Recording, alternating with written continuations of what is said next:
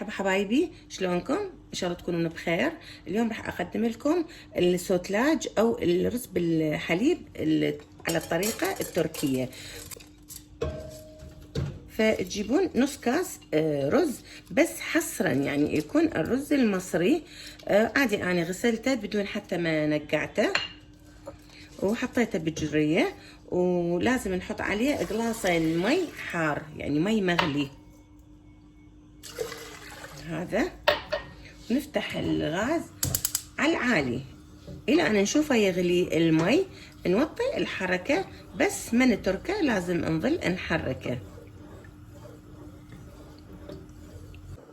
شايفين لما نوصل الرز لهاي المرحله انه دا يغلي، راح نوطي حركه الغاز على الاخر ونتركه الى ان ينشف المي تماما.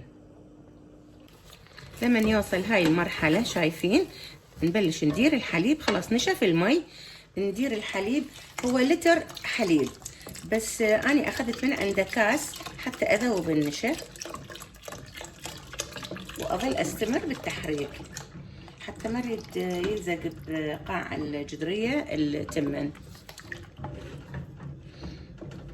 وهسه نعلي حركة الغاز.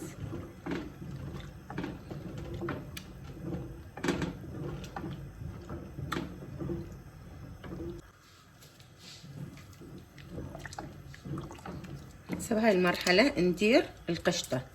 طبعا هنا القشطة تكون اختياري، بس يعني تنطي طعم، لأن احنا مستخدمين الحليب قليل الدسم. بس هي طبعا اختياري، بالوصفة الأصلية ما بيها قشطة لأن يستخدمون الحليب الدسم. ونظل نحرك. وهسه راح نحط 3 ملاعق كبار نشا،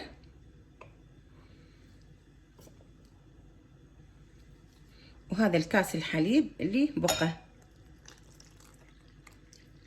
بس لازم يكون الحليب بارد.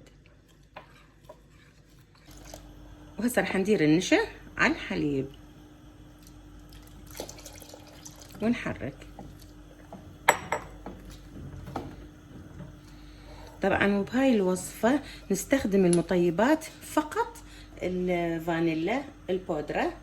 نستخدم ملعقة صغيرة بس، ما نستخدم لا مستكة ولا نستخدم مي زهر ولا مي ورد. وهسه راح نحط نص كاس سكر. طبعا هو انتو السكر اختياري، تقدرون تحطون كاس.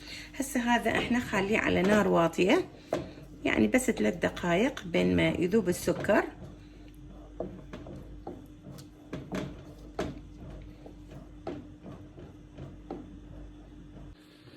خلاص هسه نطفي النار، نطفي الغاز، ونبلش نسكب الرز بالحليب بالكاسات. هسه راح نحط مي، نسوي حمام مائي بس على شرط شوفوا المي سخن، وندخلهم للفرن. بس الفرن بس يكون الجرل او يعني الشوايه.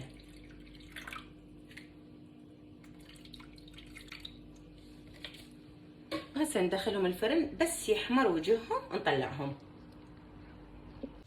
هسه هيجي بعد ما طلعوا من الفرن، فبصراحه يعني هي الشغله شخصيه، يعني يا اما تحبون تاكلوها هي حاره، بس هي الاصل تنأكل بارده، والتزيين حسب الذوق. انا حبيت احط لها فستق حلبي، اللي يحب يحط جوز، اللي يحب يحط غير نكهة هو حر، وعادي حتى لو ما تحطون اي نكهة هو يتاكل. فهسه شنو راح اتركه شوية يبرد واحطه بالثلاجة. وبهيجي نكون انتهى الفيديو مالتنا. اشوفكم ان شاء الله على فيديو جديد. الى اللقاء.